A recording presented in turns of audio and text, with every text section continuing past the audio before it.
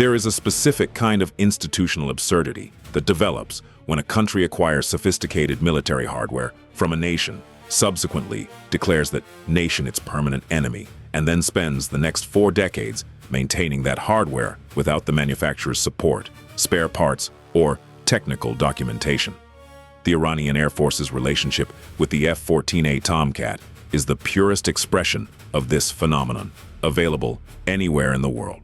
The Tomcat was sold to Iran in 1976, during the period when the Shah's government was Washington's most capable regional partner, and the Iranian Air Force was considered one of the most professional in the Middle East. The aircraft came with the ALQ-240 weapons control system, the most capable airborne radar of its era, and compatibility with the AIM-54 Phoenix long-range air intercept missile, a combination that gave the F-14 an engagement envelope that no other fighter of that period could match. Iran received 79 of them. The relationship between the two countries that enabled this transaction ended 3 years later and has not recovered since. What Iran has done with those 79 airframes in the intervening decades is a story of determined, creative, and occasionally alarming improvisation. The original spare parts supply ended in 1979. The technical support contracts ended in 1979. The manufacturer, Grumman, later absorbed into Northrop Grumman, stopped producing F-14 components in the 1990s and retired the last U.S. Navy Tomcat in 2006. Iran's fleet, which was never fully deliverable in the original quantity, has shrunk through attrition, cannibalization, and the specific entropy that applies to complex aircraft maintained without factory support.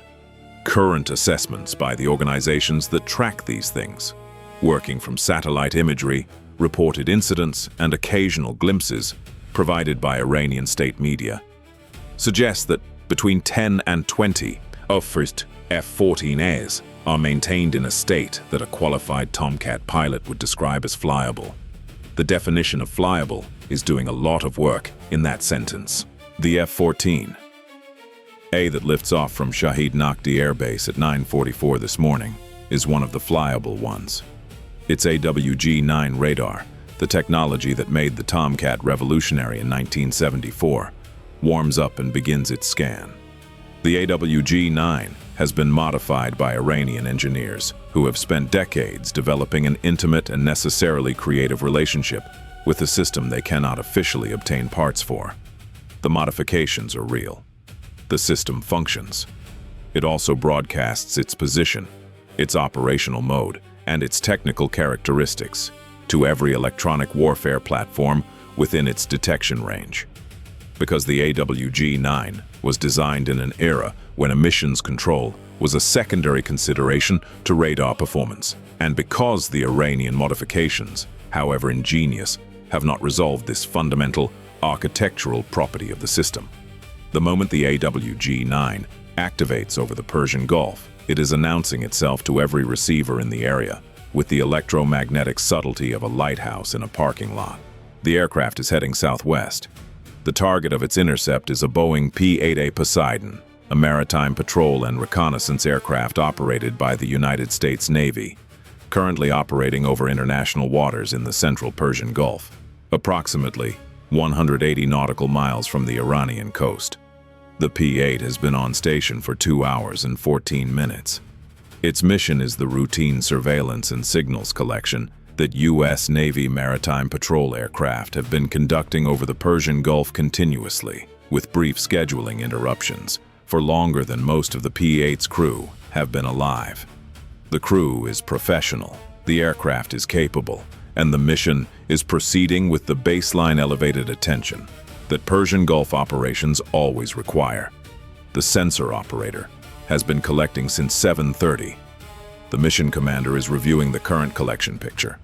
The aircraft is making 340 knots at 22,000 feet on a racetrack pattern that takes it northeast and then southwest across a surveillance zone that covers the shipping lanes, the Iranian coastline sensors, and the electromagnetic environment of the Central Gulf.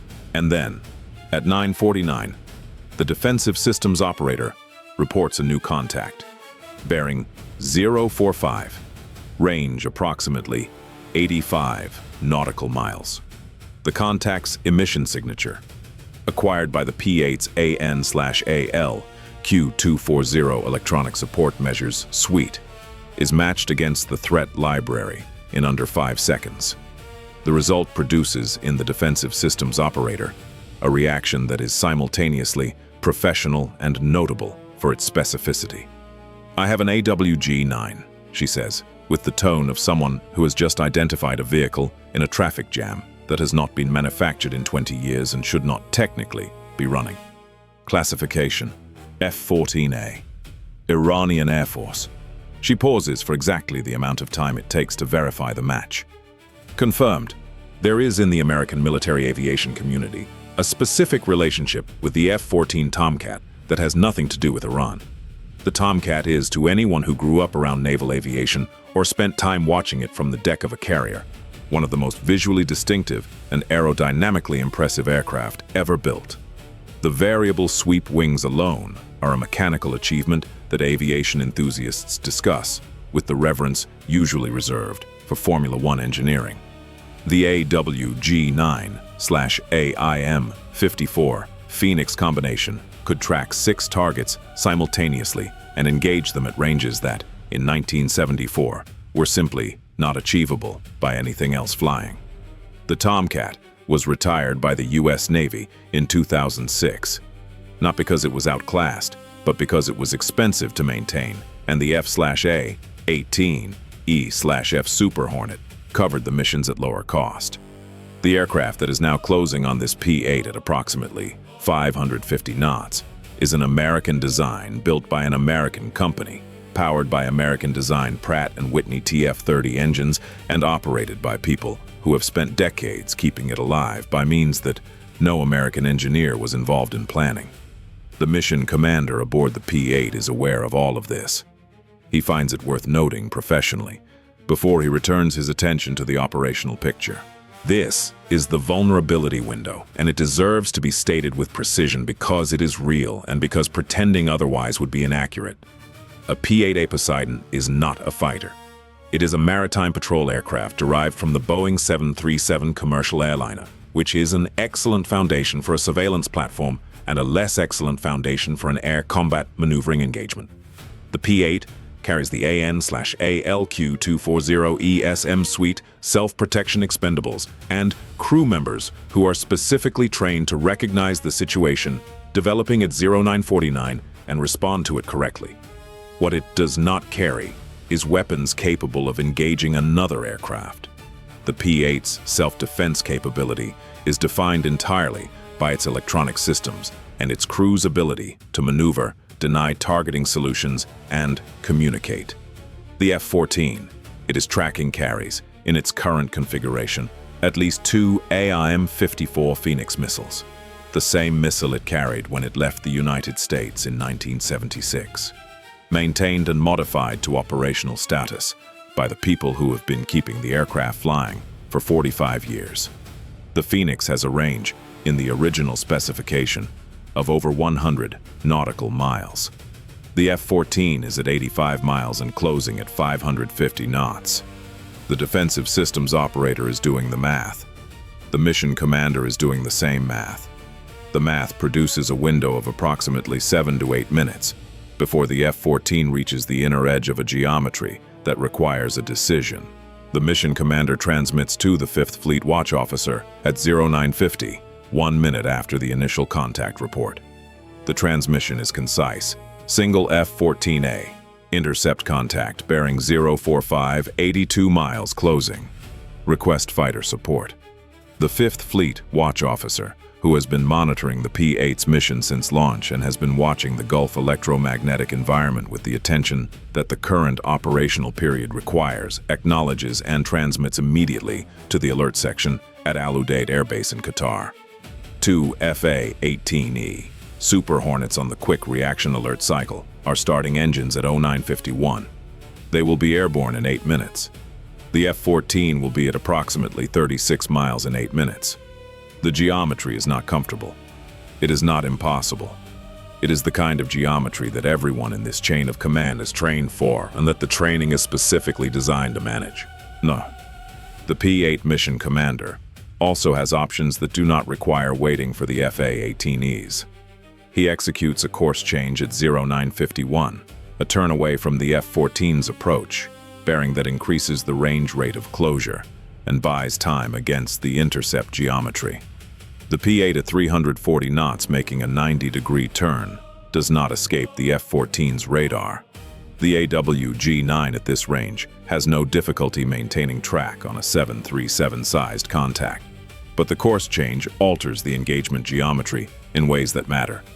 The F-14 was approaching on a bearing optimized for the P-8's previous track. The new track degrades the intercept geometry, not by enough to make the problem go away, by enough to add approximately 2 minutes to the timeline. 2 minutes matters. The mission commander notes this in his communications to 5th Fleet. Below the Defensive Systems console, the P-8's AN/ALQ-240 is doing something that the Defensive Systems operator will spend the next 20 minutes documenting with the careful attention of someone who understands she is building an intelligence product in real time. The AWG-9's emission profile is being logged with a precision that requires exactly the close-range operational exposure that is currently being provided at no cost by the F-14's crew. The AWG-9 in the Iranian configuration, modified over decades by engineers working with what they have, rather than what the design requires, differs from the original specification in ways that the existing threat library entry, built primarily from historical documentation and analysis of recovered components, has only partially characterized.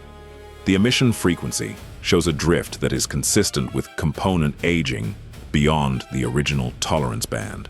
The pulse repetition frequency is operating at a value that differs from the baseline specification by a margin that the existing entry flags as a known variant, but has not previously been measured at close range under active intercept conditions. The modifications the Iranian engineers made to extend the radar's operational life have left fingerprints in the emission profile that are being read in real time, logged with timestamps and range data, and will eventually tell analysts things about the current operational state of Iran's AWG-9 fleet that the existing picture has only been able to approximate. The AWG-9 is not running on the original spec, the Defensive Systems operator notes, talking to herself in the manner of someone working through a technical observation that is interesting independently of whether anyone else is paying attention at this moment. The PRF is running high. Not degraded, it's actually running hotter than the baseline. Somebody adjusted it. She marks the measurement. That is consistent with a range gate modification. She adds a note to the collection log. If they have modified the range gate, that changes the Phoenix's minimum engagement distance. She marks this separately. The note is significant. A range gate modification in the AWG-9 affects the AIM-54's guidance parameters. The modification changes what the threat library says about the Phoenix's engagement envelope from the Iranian F-14. The change is in the direction of a reduced minimum range, which is tactically relevant information that will be in the collection report, flagged for priority review by the missile defense community. The F-14Es are airborne from Udeid at 0959, 8 minutes from the mission commander's transmission, which is within the brief and is not comfortable, and is exactly what the training produces. They are making 480 knots on a direct intercept heading, carrying AM-120 AMRAAM missiles and AM-9X sidewinders, with the Link 16 data link feeding them a continuously updated picture of the F-14's position from the P-8's own senses. The F-14 is at 48 miles from the P-8 when the F-14Es lift off. The F-14Es will reach the intercept area in approximately 11 minutes. The F-14 will be at approximately 15 miles in 11 minutes. The mission commander has been managing his course change and his communications. The 15-mile geometry is inside the P-8's preferred operating distance from an active intercept. It is not inside the distance at which the AWG-9's modified range gate creates an engagement opportunity under the existing threat library parameters. It is inside the revised parameters that the defensive systems operator logged 12 minutes ago, which the threat library has not yet been updated to reflect, but which the mission commander is now factoring into his planning because the defensive systems operator has told him about them. Real-time collection informing real-time decisions. This is the actual value of the system working correctly. The F-14's crew sees the F-18Es on their scope at approximately 10:03. The AWG-9 is tracking them. The Iranian pilot and his radar intercept officer have been conducting their intercept of the P-8 with the professional attention of aircrew who have trained for this mission profile and who are aware from the operational briefing they received before takeoff that American air support could be expected. The operational briefing estimated a response time of 15 to 20 minutes. The response time was 8 minutes. The F/A-18Es are now at 62 miles and closing at 480 knots. The geometry has inverted. The F-14 was the interceptor. It is now the contact being intercepted from a range and on a bearing that its current fuel state and the distance back to Shahid Naqdi Air Base do not make comfortable to ignore. The radar intercept officer does the fuel math. He shares the result with the pilot. The pilot acknowledges. He has also been doing the fuel math. The math and the new tactical picture are consistent in their recommendation. Let us talk about the P-8A Poseidon, because it has been carrying this story and deserves its introduction now that the geometry is resolving. The Boeing P-8A entered service in 2013, based on the 737-800 ERX airframe, which means commercial-grade reliability applied to a surveillance mission. It carries the AN/A PY-10 maritime radar, acoustic processing for submarine detection, and the AN/ALQ-240 ESM suite that has been collecting since 0949. It is not a combat aircraft. It is a platform built to recognize threats and call for help quickly. Today, both functions worked exactly as designed. Contact recognized at 9:49. Help requested at 9:50. Help arrived at 10:03. Collection running since 9:49 without pause. The F/A-18's reached the intercept area at 10:10. By this time, the F-14 has begun a turn back toward the northeast and the Iranian coast. The turn began at 10:06, 3 minutes after the AWG-9 acquired the inbound F/A-18Es. The Iranian crew is not fleeing. They are conducting a professional withdrawal from a tactical situation that has changed in ways their fuel state cannot accommodate. The mission profile for this intercept was built around a window before American fighter support arrived. The window was shorter than expected. The crew executes the withdrawal in accordance with their training, which is to say, it is a controlled professional turn to a homeward heading. The lead F/A-18F pilot observes the turn from a position off the F-14's starboard quarter, where she has maneuvered to place herself since acquiring the contact. She transmits the withdrawal to the mission commander aboard the P-8. The mission commander logs the time. The withdrawal began at 10:06. The F/A-18Es escort the F-14 outbound for 11 minutes at a distance that communicates presence without requiring interpretation.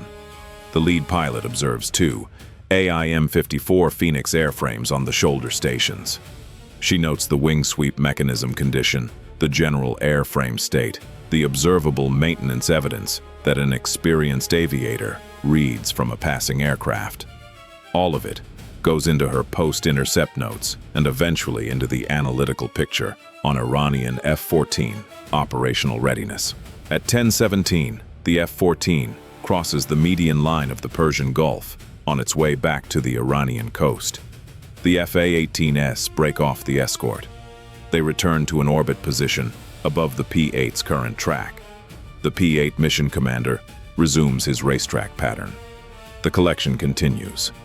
The AN/ALQ-240 has been running without interruption since 0949. The data it has collected in the past 28 minutes includes the AWG-9 emission profile at ranges from 85 miles to approximately 12 miles. a range bracket that provides a close-range direct measurement dataset that the existing threat library entry had no equivalent for. The range gate modification indicator that the defensive systems operator flagged at approximately 0955 has been logged across 17 minutes of continuous emission, which provides a statistically robust measurement rather than a single data point. The AIM-54 Phoenix Seeker, which activated briefly at approximately 10:01 when the F-14's intercept geometry briefly aligned with the P-8's track before the F/A-18E. Contact forced the abort, emitted for approximately 4 seconds. 4 seconds is enough. The seeker frequency, the scan pattern, and the activation threshold geometry are all in the collection record. They will be cross-referenced against the existing AIM-54 threat library entry, which was built from U.S. Navy documentation of the original missile before it was retired, and the comparison will tell analysts whether the Iranian modifications to the Phoenix Seeker have changed its engagement characteristics in ways that the original documentation does not cover. The defensive systems operator is completing her collection log at 10:24, while the P-8 continues its mission, and the F/A-18Es maintain their orbit overhead. The log runs to 31 pages in the final formatted version. It covers the AWG-9 emission profile, the PRF modification measurement, the range gate modification indicator, the Phoenix Seeker activation data, the F-14's approach geometry, and a technical appendix that the defensive systems operator wrote herself. The first time in her career she has written a technical appendix to a collection report, rather than contributing data points to someone else's. The appendix covers the implication of the range gate modification for the existing Phoenix threat library entry. It recommends updating the minimum engagement distance parameter by a specific amount, derived from the PRF measurement with a confidence level she characterizes as medium-high based on a single collection event. The appendix is flagged for priority review by the missile defense community. She submits the collection report at 10:24. It goes to 5th Fleet, to the Naval Air Warfare Center, to the Defense Intelligence Agency's Air Systems Division, and via established channels to 2 Allied air forces that operate in the Gulf region and have a direct operational interest in the current state of Iran's F-14 and Phoenix inventory. 2 minutes later, the P-8 mission commander receives a transmission from Udeid confirming the F/A-18Es will maintain their overhead orbit for the remainder of the current mission period. The mission commander acknowledges. He makes a note in his mission log. The note is factual and does not include any subjective commentary about the quality of the morning's events because mission logs are official documents and official documents maintain their professional register. He does tell the defensive systems operator, off the record, that the appendix she wrote is excellent and will be read carefully. She acknowledges. She returns to her sensor displays. The P-8 is still collecting. There is always more to collect. Now let us discuss what Iranian state media said happened, because the IRIAF's Information Operations Branch has been thinking about how to describe this morning since approximately the time the F-14 turned for home. The first account appears on the IRIB World Service at 1400 Tehran time, approximately 4 hours after the engagement. The account describes an intercept operation by the Islamic Republic of Iran Air Force in which an F-14 Tomcat aircraft successfully confronted an American surveillance aircraft operating in violation of Iranian maritime boundaries in the Persian Gulf. The language is confident. The account describes the American aircraft as having been warned and turned away from Iranian-claimed airspace by the IRIAF interceptor. This is an interesting characterization of an encounter in which the P-8 executed a course change in response to the intercept geometry, continued its surveillance mission, resumed its racetrack pattern after the F-14 withdrew, and collected 31 pages of technical intelligence on the F-14's radar and missile systems. The course change is real. The framing of what it represents is creative.